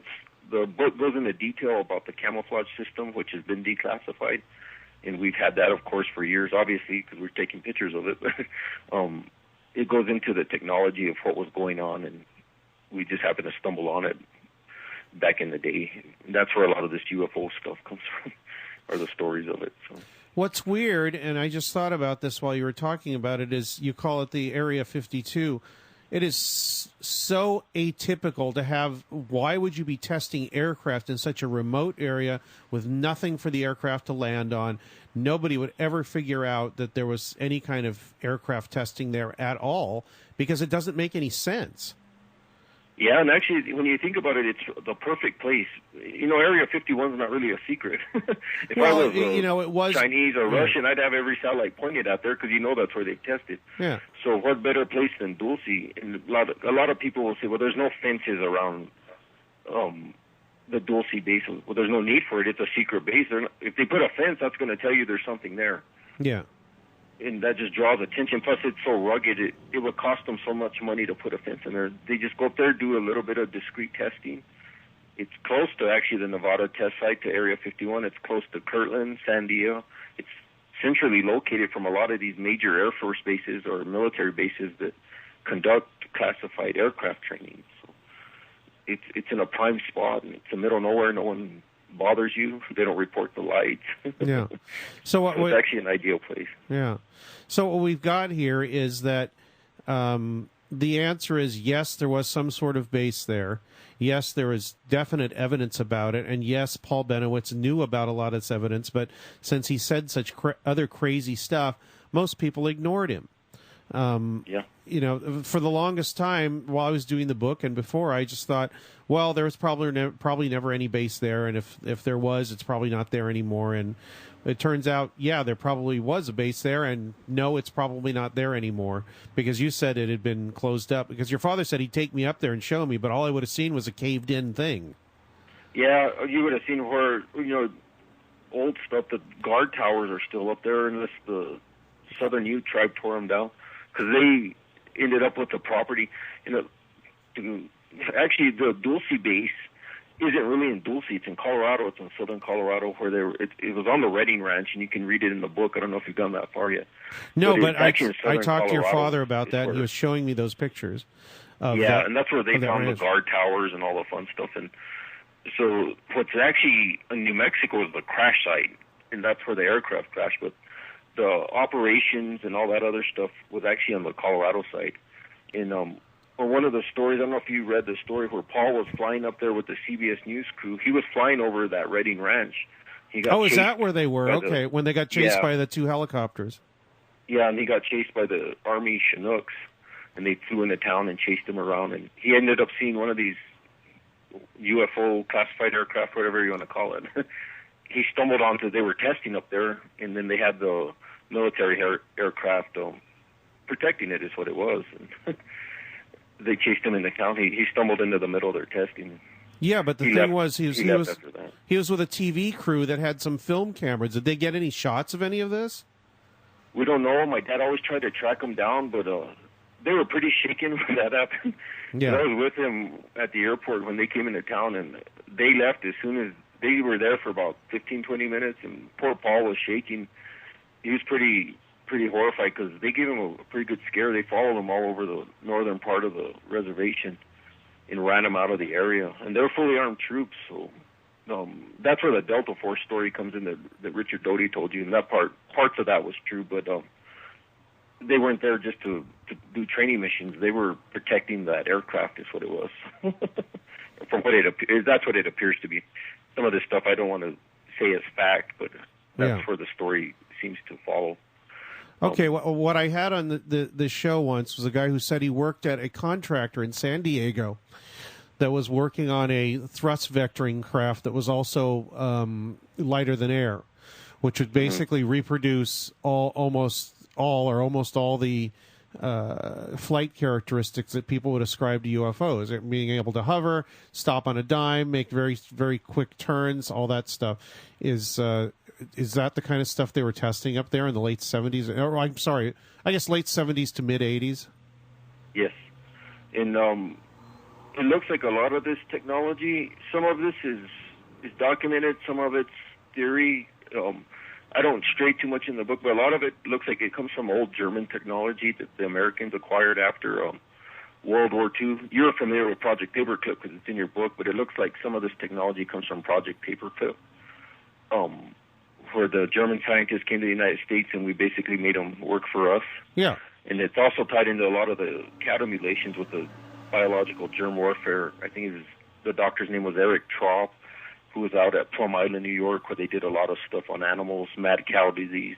Yeah. And that's what's weird. After a while, all this stuff starts going in a big circle. If you're looking in the right place, now if you're looking for aliens, that's why I said it kind of dies off fast. But if you start putting the puzzles together, it goes in a big circle after a while, and then it starts to make more sense. So, but yeah, that lighter than aircraft, it seems like that's been around for a while. And if you start looking at some of the reports that I'm going to eventually post, these are declassified NASA reports or Air Force, whatever. The key is looking at the dates of the references, because you'll see that 68. 47, they've been developing this since a long time ago. It's not like it's just 2010 that they have this systems that come up. Though it's declassified, that tells you how old it is. If they're declassifying it, it's so irrelevant to them that they don't even pay attention. When you make that's key to it. Yeah. When you make a reference to paperclip and unconventional aircraft, are you talking about things that people talk about now having to do with, I guess you would call it anti-gravity? Yes, zero-point energy. Yeah. You probably heard of some of the zero-point energy. Yeah. And then we'll probably get to that story that's towards the later chapters of the book, but you start getting to the NID story, the National Institute of Discovery Science. Ah, yes. You start getting into some of that zero-point energy and those type of stories towards the later time frame, which would start being the 90s. Because we're still kind of, with the crash site years, we're still kind of back in the early 80s, mid-80s. Yeah. So it starts developing, and once again, you'll start seeing the same players involved. And if you really want to dig into this, you can dig as deep as you want, but start looking at all the players associated with the different parts of the story. Follow their history and their research, and it'll open up a bunch of doors, and especially with the NIDS, the Science Advisory Board, which we can get into in a little bit. If you start following the research, you can see what to look for, and it just keeps going and going and going, and then you'll kind of see how it's all tied into one big picture. You mean, because when your father worked for NIDS on a cattle mutilation project, I believe sometime in the early 2000s. Yes. Because I talked to him. Kind of mid-90s to late 2000 or early 2000s. Okay, yeah, because I talked to him while he was still working on it, and he wouldn't tell me what he was doing. He couldn't. Yeah, he said he had a non-disclosure, so he couldn't. But he... Yeah. Go ahead. And they're a key to it. You mentioned the non-disclosure. NID has always been a mystery stuff, and hopefully document in the book. I kind of have to watch what I say about it because of liability issues, but that's a key to it. And if you understand NIDS, you'll understand the whole story, and the whole thing will come together after that because that's a big key to it. And that's where my dad actually, the light bulb is like, this is what it is, and that's where he basically solved what was going on with the mutilations and the UFOs and all this other stuff. Yeah, you have to read the book for the rest of that story, all right. But that's where a lot of it is. So. He was hinting to me at a lot of this stuff for quite a few years before he died, and he would get close to it, and then he would say, well, if you want to write a book about it, I've got names, I've got dates, I've got company names, and I suppose some of that stuff's in your book. Yes, because I didn't sign a non-disclosure agreement. I don't know if that's good or bad, but we'll find out here pretty soon. But. Yeah, so what you're saying about what you're hinting here about NIDS, which, like you said, is a National Institute for Discovery Science, which is a private organization funded by Robert Bigelow, who's also involved in private space exploration now. Most people know that. Their logo, actually, one of their logos is an alien face for their spacecraft. Yeah. So that's a whole nother story. But and also, they bought Mr. Bigelow purchased the Skinwalker Ranch in Utah, which is another side story. But yeah, and I know you've dealt with Chris O'Brien, and he's followed the Skinwalker Ranch. But there's a lot more going on the Skinwalker Ranch too. Where in the book I call Skinwalker Area 53 because it's similar to the Dulce Base story. But I don't know if you've gone that far yet because that's more towards the end of the book. So. No, I haven't gotten that far, and when we get to the end, I'll either interview again or probably call you and or email you or come out to New Mexico maybe and just hang out and talk. But the inference I get from NIDS and their involvement is that they're not there to find out the secret to the UFO mystery, really. That's not really what they're there for. What they are is a private clearinghouse for strange information and technology. Yeah, and see what started off is NID comes in and they get a hold of MUFON, the Mutual UFO Network. Yeah. And my dad, a lot of what they do is they get all the cream of the crop, every top investigator and paranormal, you name it, UFOs, cattle mutilations. They get them all under the one umbrella, MUFON. They come in and they throw money at them, which always works. And if you remember the Paul Bennewitz story, they also did the same thing to him. They gave him the grant for $100,000 or $75,000 to work for him, and that's where Paul got all his information. He essentially became an employee of the government. And that's where he was debriefed and given a lot of the classified stuff. Well, NIDS did the same thing to all these top-level investigators. They were out in Vegas and disclosed. So basically what they did... Yeah, I remember. I was out there when they were recording them. Yeah, they came in and got everyone's files, and thanks for the info. They figured out where a lot of the loose ends were in the investigation, and people always tell me, like, well, aren't you worried the government's going to come steal your files? No, they have them already. You know, they've seen them before. It's not like I'm not worried about it, because you hear some of these stories floating around, well, they're going to come take everything. That's what NIDS was for. They came in and gathered all the information. They tracked everything that was going on, but they never told anyone what they were finding. So yeah, it was because they're a private organization and they don't have to. Well, they're supposed to be a private organization, but there's some issues there, and you can read that in the book. But all right, there's more to it. If here's something to think about, if you're out there listening, the FAA. If you see a UFO and you want to report it, you go to the FAA website or whatever, and you fill out a form. That form goes to Bigelow Aerospace. So you might think about that for a while and say, well, why is a private company, a so-called private company, tracking UFOs for the Federal Aviation Administration? And maybe that part of the puzzle will start coming together for people when they listen to it. Yeah, I was about to say something about it, but you know what? I'll let people figure it out. Yeah. And this is being recorded too, so I gotta watch what I say. Yeah, no, I understand. I mean, and you're not going to say anything that isn't in the book anyway. Yeah. It's funny because I think, in a lot of ways, if you know what you're reading, and you have a little background, I think, and if you're interested in this mystery, from what I've heard talking to you and what I've read so far in the book, and I'm about, I guess, a little over halfway through it. It sounds like your book is probably a lot more important than anything I wrote or Chris wrote or Chris Lambright wrote, because it's the kind of information that's there for people who are really interested and want to know about this specific subject. There's a lot of There's a lot of implications in the book that go way beyond the Dulce Base story and aliens and cattle mutilations and all that stuff, and get into things about technology and power and secrets and that game, which to me is far more interesting than the UFO thing in a lot of ways. Yeah, and I appreciate the compliment, and a credit goes to you for starting this with Project Beta.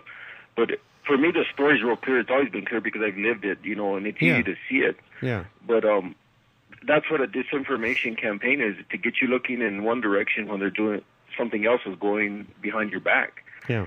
And when you get the whole picture of what really happened, it's different than aliens. And then that's what's kind of shocking to people, is like, oh, that's what was going on. I mean, it's still very important that they know what's going on. Yeah. Because it's not a joke, but it's something that needs to be told. People need to know about what really happened. For me, it's crystal clear because I've just been around it so long, and that's how my mind thinks. Yeah. That's what I do for a living. So, for me, it's always been simple. Yeah. I would think that most people that are into this stuff probably will read part of your book and then become disinterested, because it's not telling stories of aliens doing things or, our connection to the cosmos or anything like that. It's a very it's a very earthly explanation for a lot of the weirdness that's been going on, how it started, how it was propagated, and what it was used for, and what it still may be used for in a far different and far more advanced form at this point. Yeah, and that was the hard part about writing, because I'm not a writer. I just did it to document my dad's story. So it's hard not writing it like a police report or a term paper. But the story is very intriguing if you read it, and hopefully the book comes across. At least you want to finish reading it. But that was the biggest challenge of writing the book, was putting the information so that it's not boring to read, and you want to read it and keep digging into it, because there's a lot of good stuff in there. But you got to know where to look, and if you know where to look, a lot of things become clear very quick after you're looking in the right direction. Yeah. I might be a really bad test case because I'm reading it, and every time I pick it up, unless I get interrupted or distracted or whatever by things I need to do, I'm completely engrossed in it because I'm looking at it going, oh yeah, that's what that is. Yeah, oh, that makes sense now. And to anybody that listens to this show normally probably would feel the same way because we've been talking about this stuff for years on this show.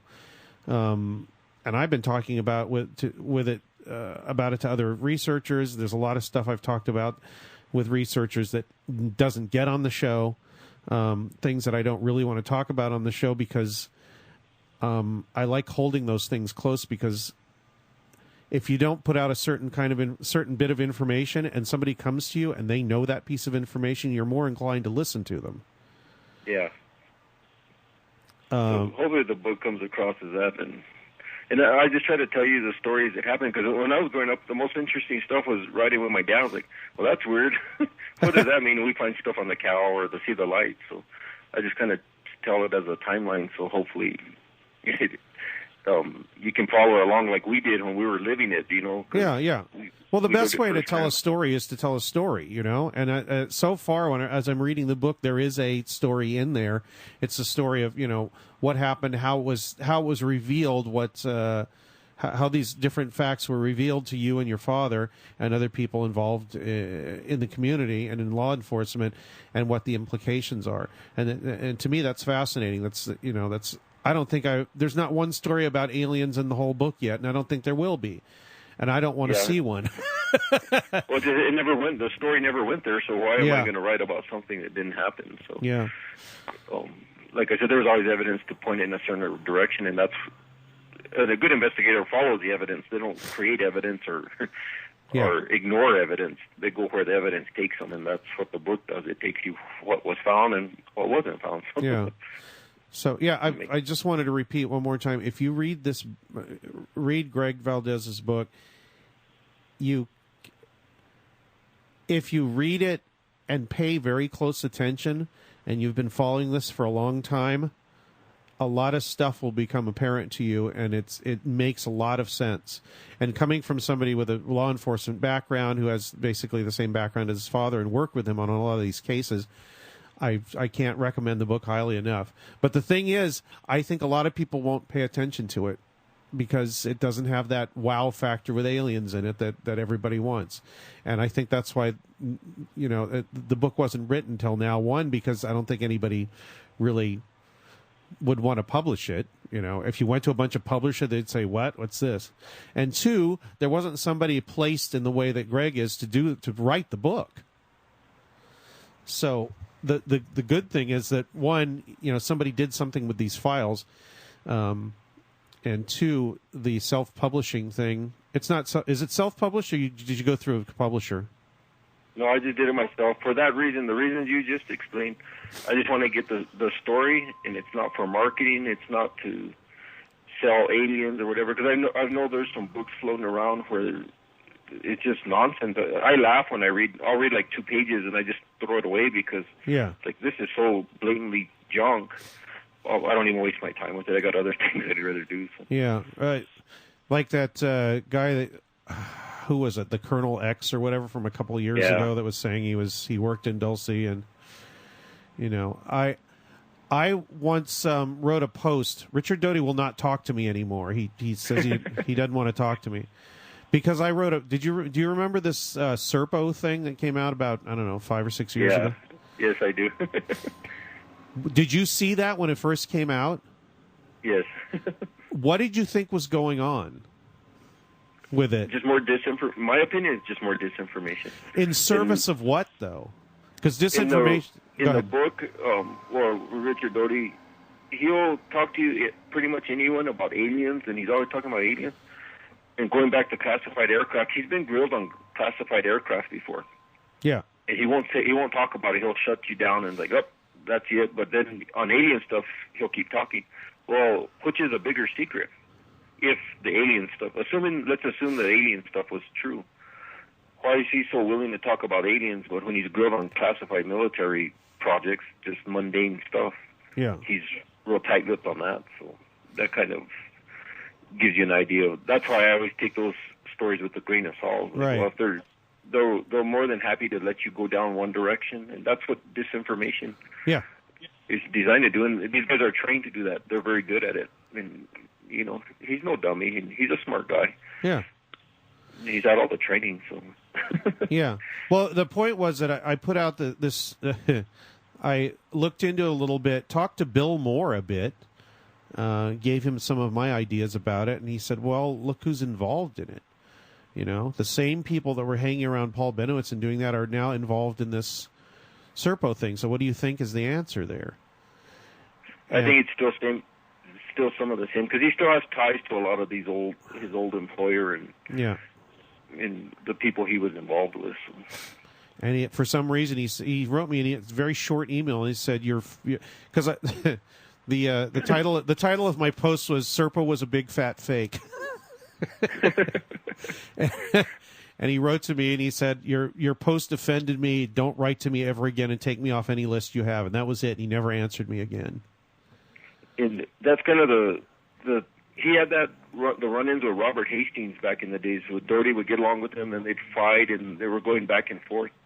But it seemed like they'd fight when they were kind of getting on stuff that Richie Doherty didn't want him, you know, and they'd start not going the direction or not following the path that he wanted him to go. But actually out of that came a lot of good information. If you sort through it and you learn the whole story, you can get a very good feel of what was going on. So it's good. I've seen the stories where Richard's nice to some people and he's not nice to other people.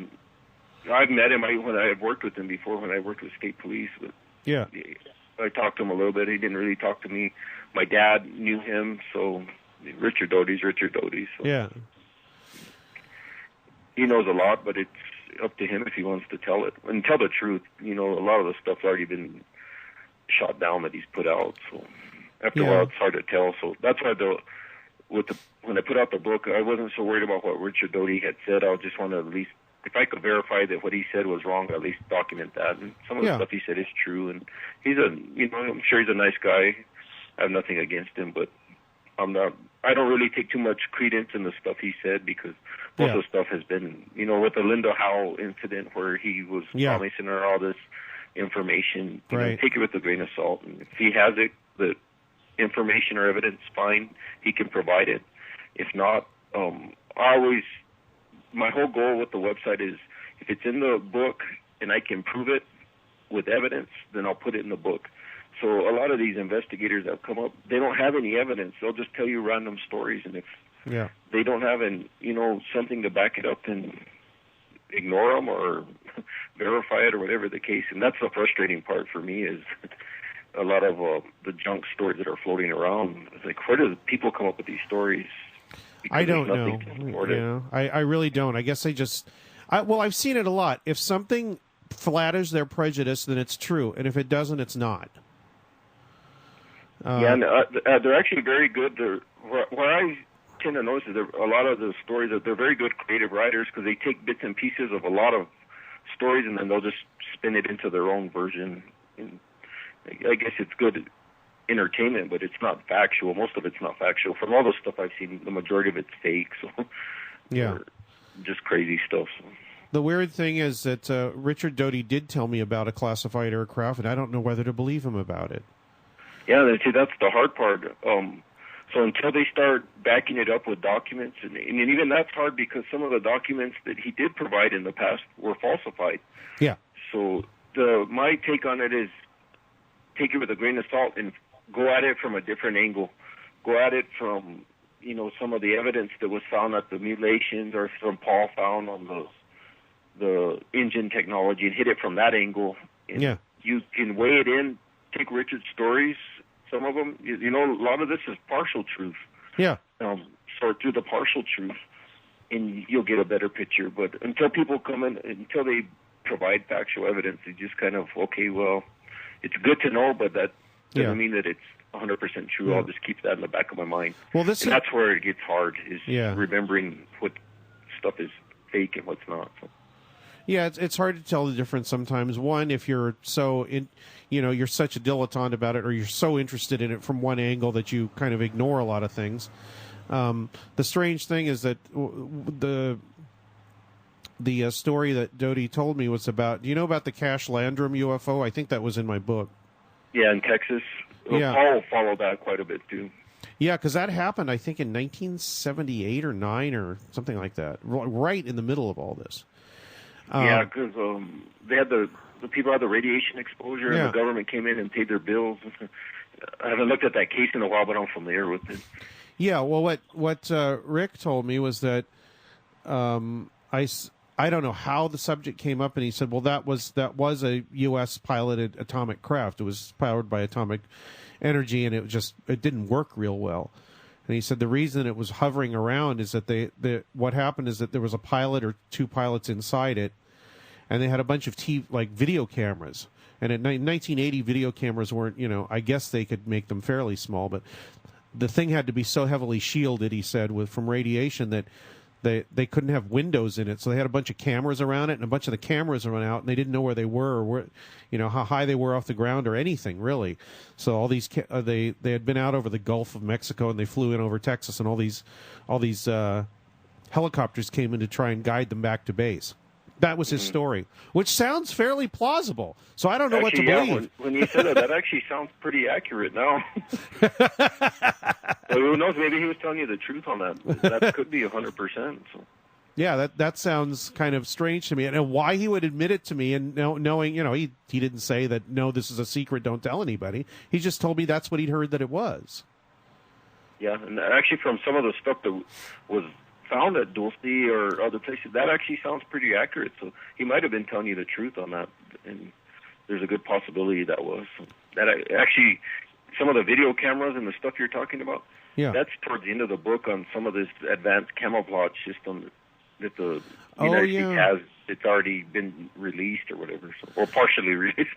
I think your dad told me about this, about certain types of aircraft skin that were basically one side, it was a bunch of video cameras and a skin that could project anything on it that was being fed to it by the video cameras. So all the video cameras pointing out one end would just show what was behind the plane from that point of view on that side of the plane or aircraft or whatever it was. It's called optical camouflage, and that's why the camera of the lens would pick it up, but not your naked eye, and that explains why we were able to take photos. But if you go to, there's some YouTube sites. I just started a Facebook. I have a thing on Facebook with the optical camouflage. It looks like the Army's using it in Iraq, where they were actually able to take a video of a soldier wearing a suit. They even have it now where the soldiers, it appears, where they have a suit that they could use. So it looks like it's been, we saw it in Dulce in '85 with this aircraft, but it looks like they even have it on a suit that the soldiers can wear from some of the stuff I've seen. So. Oh, you know what? I bet that wasn't too far off. Yeah, I don't know what the mechanism of it is, but I would figure that the reason the camera could pick it up is there was some kind of delay in getting the signal to be displayed, and then once in a while there might be a glitch or a spot at which the thing blanks out that your eye can't see, but the camera can. Yeah, because of the speed. A lot of it points back to LED technology. Oh. But I don't know enough because I'm not scientific enough to explain it in detail. Yeah. But whatever it was, the cameras would pick it up for some reason. And once my dad figured that out, he was able to get pictures of several different aircraft in different areas just by doing that, just taking random photos of the sky. And who does that? Very few people just take photos unless there's something they want to. Yeah. Who used to take random pictures of the sky was Paul Bennewitz. Yeah, that's where my dad got that. Yeah. See, Paul would always tell him that. And he goes, the UFOs are in the clouds. He would always say that, or tell my dad that. So when we got that picture developed at Mount Archuleta, he's like, see, he even knew about that. That's another one of the things that was verified. So that's why they started taking pictures. Yeah. Once again, Paul was right about something. Where he got it from or how he learned it, that was a whole different story. But it looks like he stumbled onto, or they showed him a lot of the stuff that was pretty classified. I didn't put this in the book because there wasn't room in the book, and they only let a few pictures get in. But I described it in the book. I believe that Bill Moore was at Paul's house one time in the middle of the day, And Paul said, take your camera, point it at Monzano Mountain, where the where the underground facilities are, and where there's a Sandia Labs, I believe, is behind that from his point of view, over behind the mountain. Mm-hmm. He said, point it at the mountain, put your shutter on 1,000th of a second, and take a few pictures. And Bill said, why? And Paul said, just do it. Sometimes stuff shows up. And Bill showed me the picture, and I've used it in lectures. There's this, what looks like a big fat, like, I don't know how wide across light beam shooting up into the air and stopping like a few hundred or a few thousand feet above the mountain, just stopping in midair. It just stopped. Yeah, I've heard you talk about that before, either in your lectures or I've read something about that. I remember you mentioning that. Yeah, so there's a lot of stuff going on with photography that Paul did and I don't know how he figured it out. Maybe somebody told him. But yeah, that's the hard part. It's hard to know where he got it. He was smart, though. Like I said, yeah. He's one of the sharpest guys I've ever run across not that I run across smart people all the time, but yeah. He was definitely smart, and he was self-taught a lot of his stuff. Right. Which is interesting, too. Yeah, I think he had a master's, and he couldn't get a doctorate because his company took off, and he really didn't have time to get a doctorate. Yeah, because of family. I think it's more like family. He just didn't have time to mess with it. Yeah. But what's interesting about Paul is, like, he was way ahead of his time. Stuff that he was talking about in the 80s, they're barely declassifying now, and he knew all about it back then, which goes back to the 80% of what was being true. Like, that guy really knew what he was talking about, and the book gets into some of the, like, even the photos that he was taking over Kirtland where this air spike was coming out of the aircraft.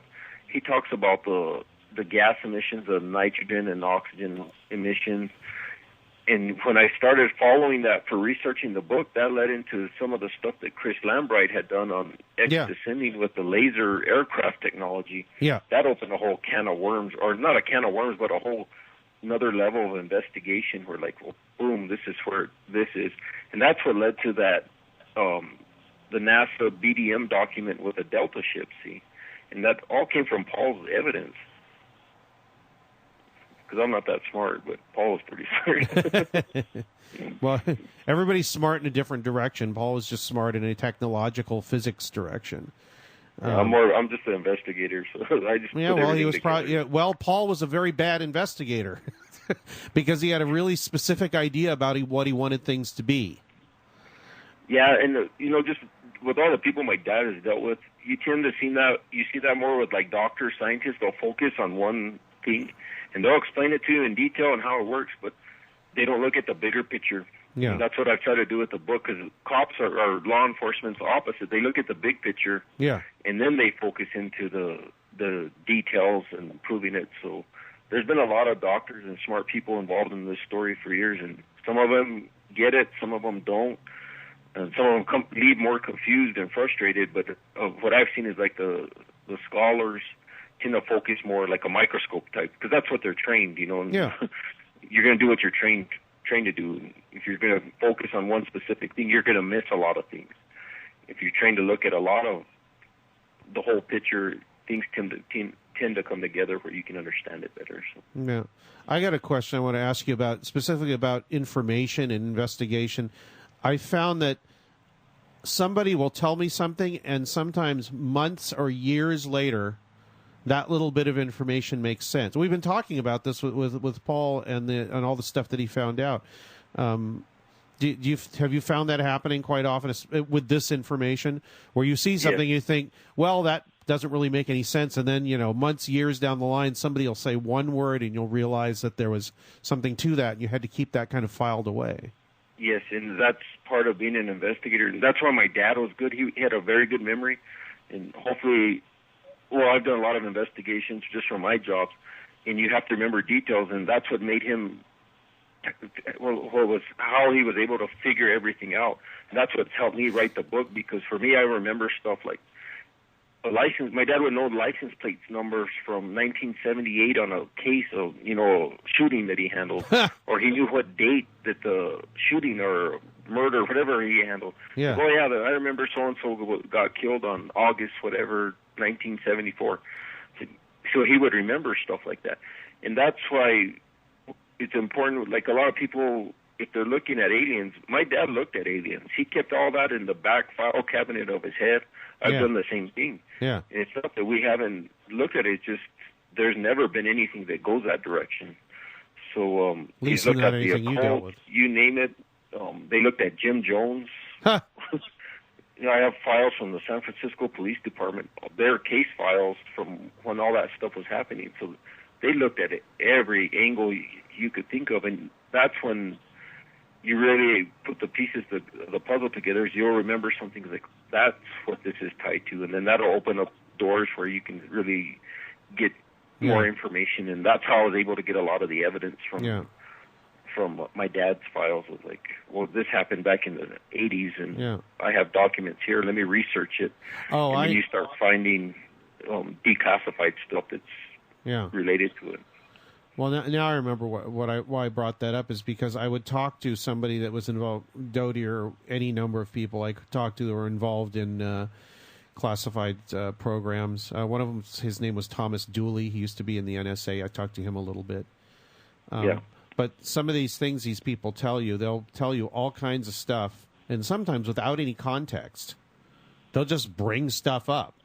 And you wonder why you're even talking about it because you didn't mention that, you didn't ask them about it.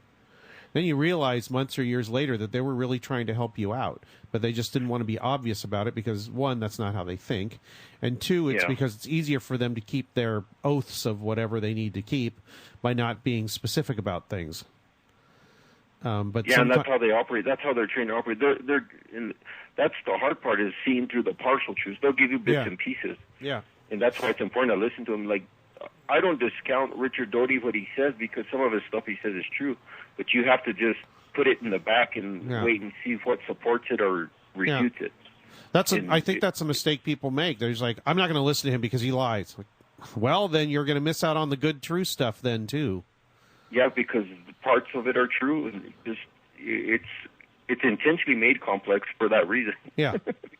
Yeah, I mean, it's a big game. Once you can sort through it, it's a lot easier to understand. But it's evidence. It's still evidence, whether it's a lie or it's true. You know, it's up to people like yourself, Chris, myself, my dad, to put it together and try to sort it out and document it, or, you know, provide evidence. And that's the hard part, and that's what makes it a complicated story. Yeah. And that's what the difference between some of these internet posts and some of the stuff that's floating around. Yeah. Yeah. So the same people keep popping up. They just keep popping up in different locations. Yeah. And that's important for anyone that's listening, because you have to you need to follow. You want to get a good idea of what's going on. Follow the research that these individuals have done. It's very monotonous. It's very boring. Yeah. But it'll give you a very good idea of what's really going on. But it takes time. It takes a lot of time to follow it. And the website, I'll put it together to save people time from having to search for it, because I've done it for you. So. Why did you do all this? We have like 3 minutes left. What was the point of doing all this? To get my dad's story documented is the main thing, and he solved it. Whether people want to believe it or not, that's up to them. But he solved it. Him and Paul Bennewitz were almost identical. They're very meticulous. They're borderline ADD, both of them. And my dad probably was ADD, but he solved it. And it was frustrating for him because he was limited on what he could say. Yeah. And his story's out there now. If people want to hear it, I appreciate it, and I'm grateful for it. And if they don't, that's fine. But at least if they're interested, they'll be able to get back on track and see what really happened. And like I said, there's plenty of information if they know where to look and what they're looking for. Yeah. And they can make their own conclusions. I'm not here to convince anyone of what happened or, you know, make fun of them for their beliefs or what they believe in. That's their decision. It's a story. It's an important story because it's history. Yeah. And it needs to be told. And no one's going to ever be held accountable if they're not looking in the right direction. Exactly. That's the bottom line. There's no ending to the book because it's still ongoing. Yeah, well, I was going to come out there, and I had a contact out there, and he kind of dried up. An underground base person that not really having to do with Dulce, although he said he knew there was something there, or at least there was, which piqued my interest because that's exactly the same thing that your father said. Yeah, and hopefully that's what this book will do, is get some of these retired people people know about it. It's just getting them to talk. Yeah. And maybe someone will come forward. I have some other stuff that's developed recently that I'll get with you later, and we'll kind of sort this out. But all right, maybe someone will come forward, and there's been new developments since the book came out. Well, it's not really out, but someone that I've heard about the book that might lead to something else, and finally just put an end to this. Yeah, this well, story, you know what? For certain people, it'll go on forever because that's what they want. But for the people that want to, that like an answer to a mystery so they can move on to other ones, I think this is a great step in that direction. And I feel really privileged that I got a copy of this before it was published. When will it be published? When will it be available? Basically, we're waiting for technical issues. The website, I have copies here in Albuquerque, but the website and Amazon and all these other fun companies, we're just waiting on computer stuff. So in about 2 weeks, it should be available full blast to the public. So. Okay, well, no promises. Yeah, in that time, I'll finish reading the book and I'll talk to you. Okay, and like I said, I have some new developments, but I'll get with you and we can go over some stuff, and I'll let you know what's going on. I'm scared. You're making me all interested again. You might have to move to New Mexico. Well, my wife and I both like New Mexico, and we have friends there now. So, and we have good food out here. So. Yeah, it's my favorite food. People ask, "What's your favorite kind of food?" I said, "New Mexican." They say, "What, Mexican?" And I say, "No, New Mexican." What's that? That's different. Well, you're always welcome here whenever you come out. So. All right, thanks, Greg, and thanks so much for being on the show. The next show didn't come in. I guess we could keep talking, but I should let you go to sleep, and I got to wake up at like 6 o'clock here. So no problem. Thank you for having me. I appreciate it. Well, this is probably like, for me personally, it's one of the most interesting shows I've done in a long time because reading the book and talking to you, all this stuff comes back, and a lot of stuff makes a lot more sense. Even more sense when I talk to your dad about it. Yeah. That's good. That was the point. Just at least getting the story out and getting it straight. So. All right, Greg. I'm glad you had me on the show. I appreciate it. Well, thanks so much, and I will definitely talk to you soon. Okay. You guys have a good night. Oh, what is the website and what is the title of the book so people know where to get it? The website will be dulcebasebook.com. Pretty simple. I do have a Facebook page. I kind of avoided Facebook like the plague, but I do have one, so you can track it on. If you go to just type Dulce Base Book in Facebook, you can kind of keep track of updates and what's going on. And it'll, like I said, be available in about a couple of weeks on Amazon and Barnes and Noble, some of the other bookstores. Dulce Base: The Truth and Evidence from the Case Files of Gabe Valdez, by our guest and my friend Greg Valdez. Thanks again so much. Thank you, Greg. It was good talking to you. Yeah, same here. Talk to you soon. Okay. All right. Bye. Bye-bye. That was bloody amazing. I've got this idea that I don't even want to post the show, but I have to, so I'm going to. I don't have an outro music because I was so interested talking to Greg. I was just like, ah. So, who knows? Something may come out of this. He actually wrote in the book, he's asked if I wanted to continue on with this, and there's a good chance that I'll want to, and I think it gives me a good excuse to go out and visit New Mexico, which I'm always really looking for an excuse to go out and visit New Mexico. I'm going to have to put up Chris's show, too, Chris O'Brien, who I had on last week. It's actually kind of a good companion piece. I believe Greg's going to be on the Paracast pretty soon because I put him in touch with Chris O'Brien, so they actually may have it posted before I do, so we'll see what they say, and Chris will have so many more like interesting on-point questions that I didn't have because he was an actual investigator of the cattle mutilation thing basically in the same area of the country that all this was happening, in southern Colorado, which is right next to northern New Mexico, and right at basically the beginning of the San Luis Valley is just north of Dulce. If you drive north from Dulce, you enter the beginning of the San Luis Valley, so it's all part of the same milieu up there. There's not too much going on up there now, but there's still some strangeness, including Bigfoot. That makes no sense whatsoever unless you've been into the paranormal for a long time, and then it does actually kind of make sense that Bigfoot would be seen in the Dulce area. It's if you go there, it's just a kind of a desolate mountain. Not desolate. I mean, it's all pine forest, but mountain area, very rugged. And if there was any place where a Bigfoot could live, that'd be one of them. Let's see if we got something vaguely interesting to go out on here. And we'll be... Look, you get the sirens again. I kept having to turn them down while Greg was talking. How about some sirens?